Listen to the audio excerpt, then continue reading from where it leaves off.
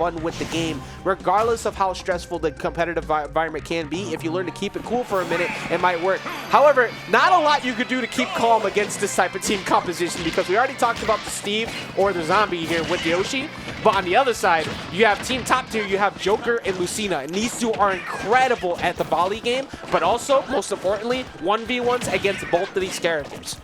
Yeah, if they're able to set up situations, especially on a large stage like PS2, then you're already feeling very strong about each individual component's a way to win those matchups.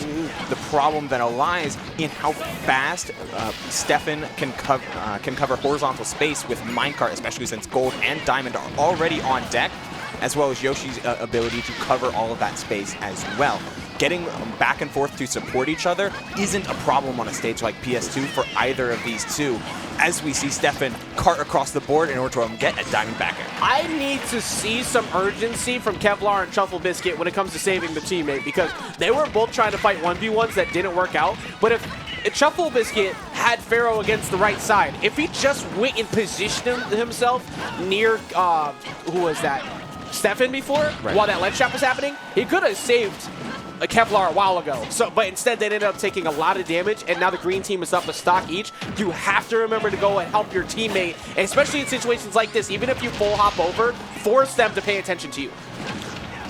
Oh, missing the tech on the side as Pharaoh went deep in order to punish the edge guard from the recovery attempt from the Kevlar, from TruffleBiscuit, as 2 stocks have fallen off the board on that part now. My God, yeah. Wow. Look, hey, the KO power is on deck. Steve has plenty of it, and Steffen has been mauling these stocks away, and Pharaoh's constantly putting himself in a position to cover immediately after. The one time that Steffen almost SD'd, well, actually did SD, Pharaoh was down there, and you can see the separation between the two of them over and over, just shutting them down, making sure TruffleBiscuit can't get into Kevlar, and Kevlar can't get over to TruffleBiscuit just the same. And even though we're going to lose the stock here, they're up 3 stocks to 1. Deep in the red here is Lucina. Not much you can do about that. That's going to be game 1. Yeah, just consistently harassed at ledge and forced to use the double jump very early, multiple times over. As you're not really expecting oftentimes to get grabbed by Yoshi or to see a block structure and then have an anvil drop through all of those blocks. Kevlar was in this position, feeling panicked time after time.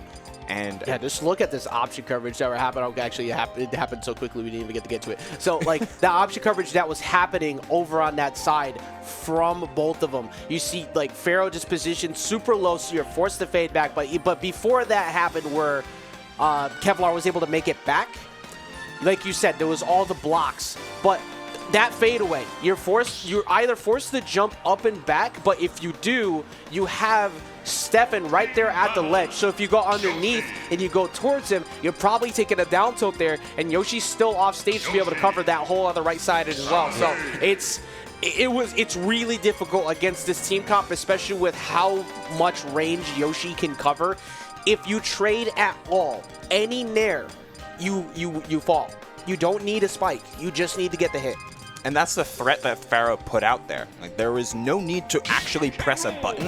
As long as they drifted in Lucina's flight path, threatened the Dolphins' last trade, then... What? Whoa. What? Okay, you'll see the character selections real quick as we're getting a complete change in dynamic. I've got to say... We went on. Like, usually you can kind of pick a person's archetype of characters based off of something you see them play, right? I cannot tell you in any world did I think that K-Rool and Samus were coming out, but the K-Rool has exited the building very quickly because Yoshi's ability to combo that character is insane and got took all the way off the top by Pharaoh. The funny thing is Pharaoh has actually played a fair bit of this matchup as of recently. A player by the name of Skips frequently comes to Fusion. And has been coming to Fusion as of recently, and please tag him. Somehow ends up finding their way into Pharaoh, and always ends up coming to a game 3. Tag them in right now. Kevlar is also shooting. Kevlar is also shooting Truffle. It's a 3v1 right now. Please help. So Steffen's got to be careful with these SDs later in bracket, but I respect the attempt of them overextending and looking for stocks early. I mean, Truffle's already down to their last stock at this. They are already out of stocks at this point. And the Fair coming through and taking out another one there down the last stock apiece. I mean, This right here is a really big embodiment of what happens when, like, it's not like K-Rool is super bad in dubs, right? He covers a lot, he has good KO power, but you need someone to save K-Rool when he's in bad spots because he only has so much armor to go around. Your armor is good against one person to disadvantage, not two.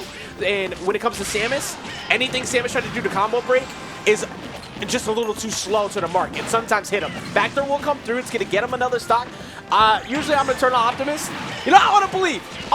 I'm gonna be silly for a second. The blue team can definitely make a comeback still. Yeah, they can. Had to swallow. Oh. Yeah, no, backer came through. All right, so Yeah, obviously you can definitely see the team synergy was much stronger with Steffen and Kevlar. Actually, excuse me, not Kevlar. Steffen and Pharaoh. Yeah. Like they had each other's backs. They were constantly in positions to cover. Unfortunately for the K-Rool swap, you put yourself against two characters who have insane combo ability, but also one of them has insane aerial mobility. So if you air dodge too much, you nair too much, you're gonna get punished for it. And that was just what happened. Steffen always put himself right underneath K-Rool, forced Truffle to make a decision, and by the time he made the decision, Pharaoh was already there, and Kevlar couldn't really do anything to save him for it. And what I love about this positioning right here is the fact that it does lead into the main fault. You know what's going on right here? Pharaoh is knocking Truffle close to Steffen, and Steffen is going to take it from there. And what he's going to immediately do is pivot to this position right here and start holding shield. Yep. A threatening spot for Yoshi because he can nair out a shield, and it's hard to shield poke. Impossible even. And another thing too, it body blocks any projectiles coming in from Samus too. Exactly. So what Kevlar will do is, in fact, nothing at all. They'll be faced with this wall of Yoshi. They'll face with a wall of Yoshi unable to surpass, and they can't just bum rush through that. The body blocking, the projectile game, all of that is shut down by Pharaoh taking center stage and trusting their partner in Steffen to complete the edge guard and to complete the stock.